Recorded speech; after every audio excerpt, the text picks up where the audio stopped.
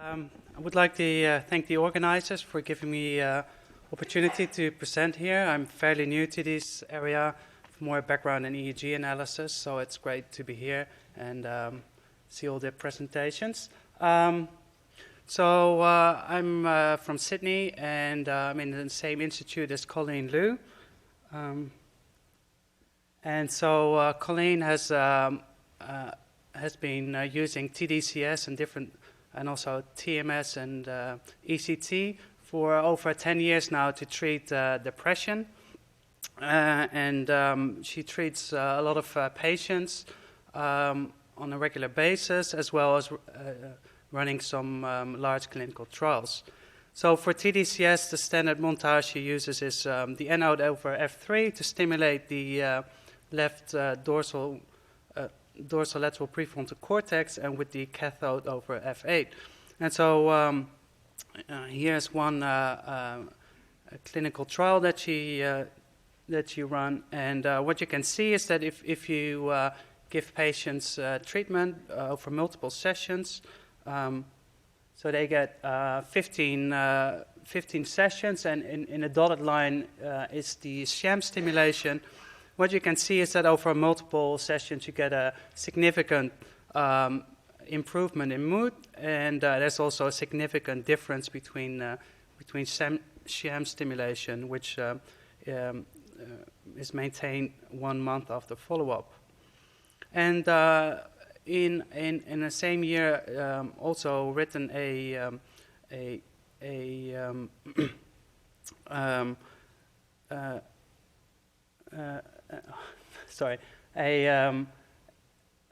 study to including a meta-analysis including 7 different studies, and there she also shows that there's a significant improvement in mood across all those studies, and about a 30% reduction in symptom severity.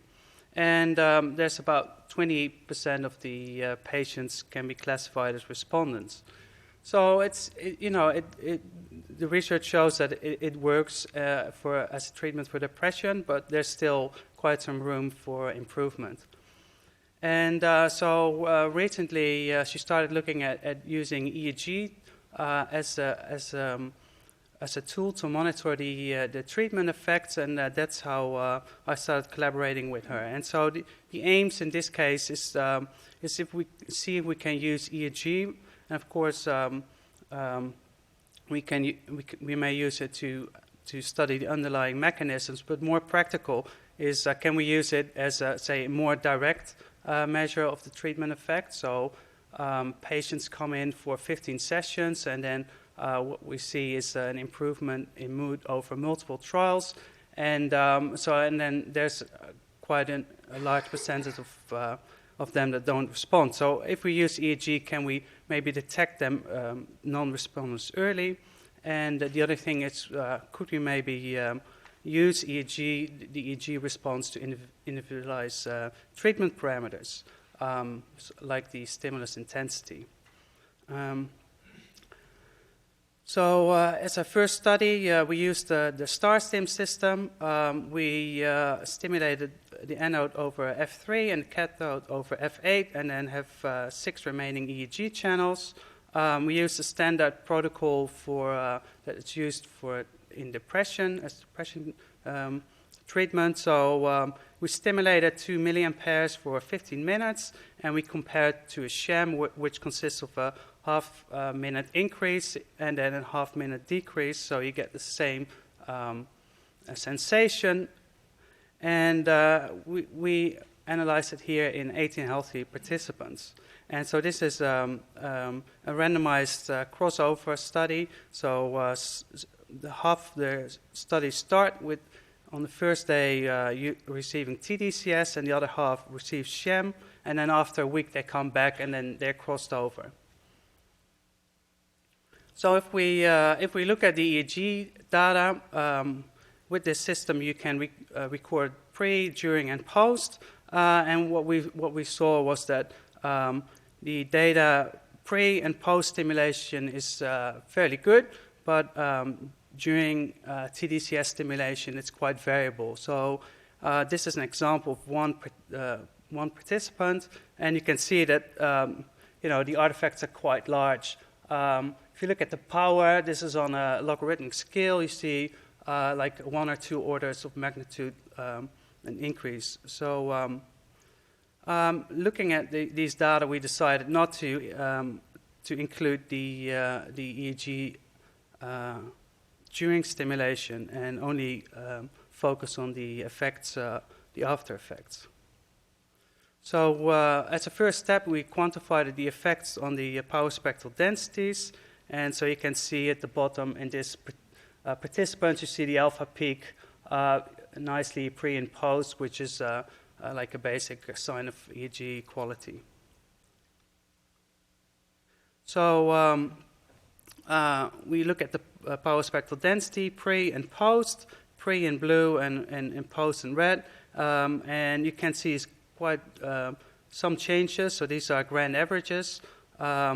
But on this logarithmic scale, they're not that clear. So if we look at a percent change, so we divide the power, we subtract the power from the baseline and divide by the baseline.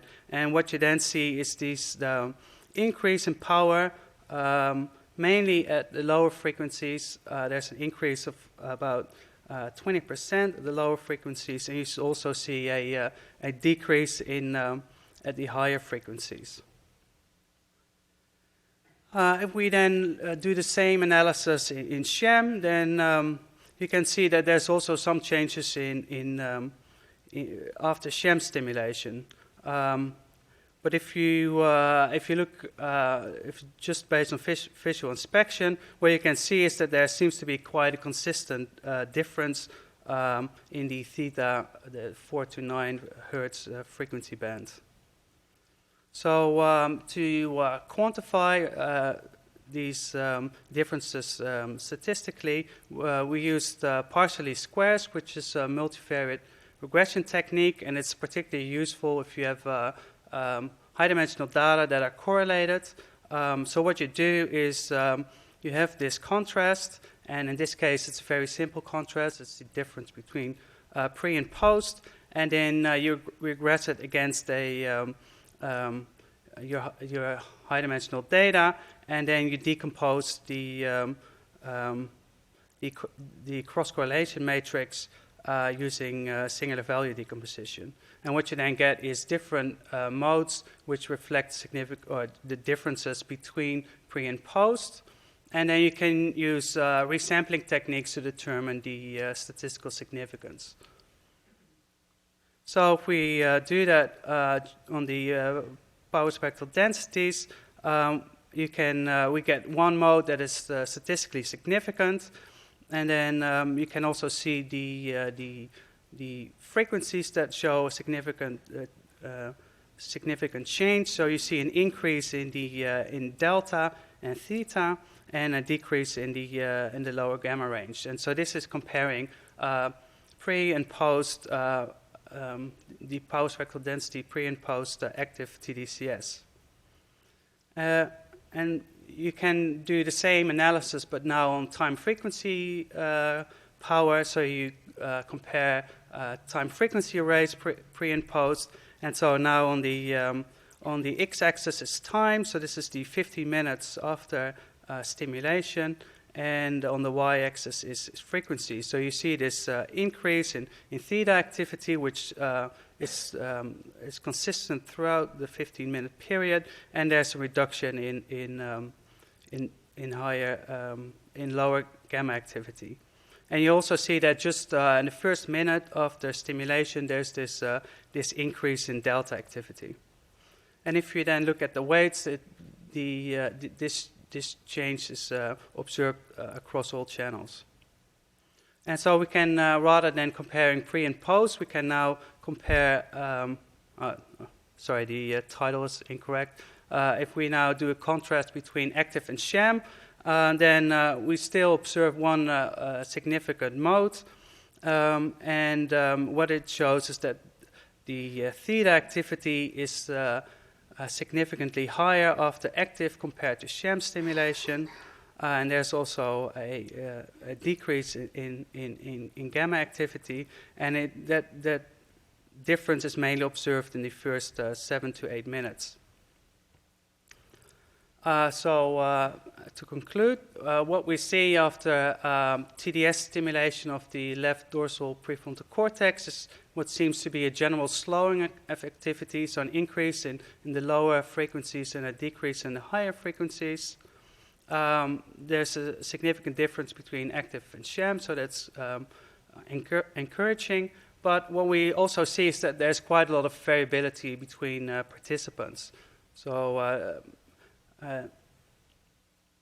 And the other thing is what we see is that there's also some after effects of sham stimulation, and it might not be unexpected, because even in sham they receive this half minute up, half minute down.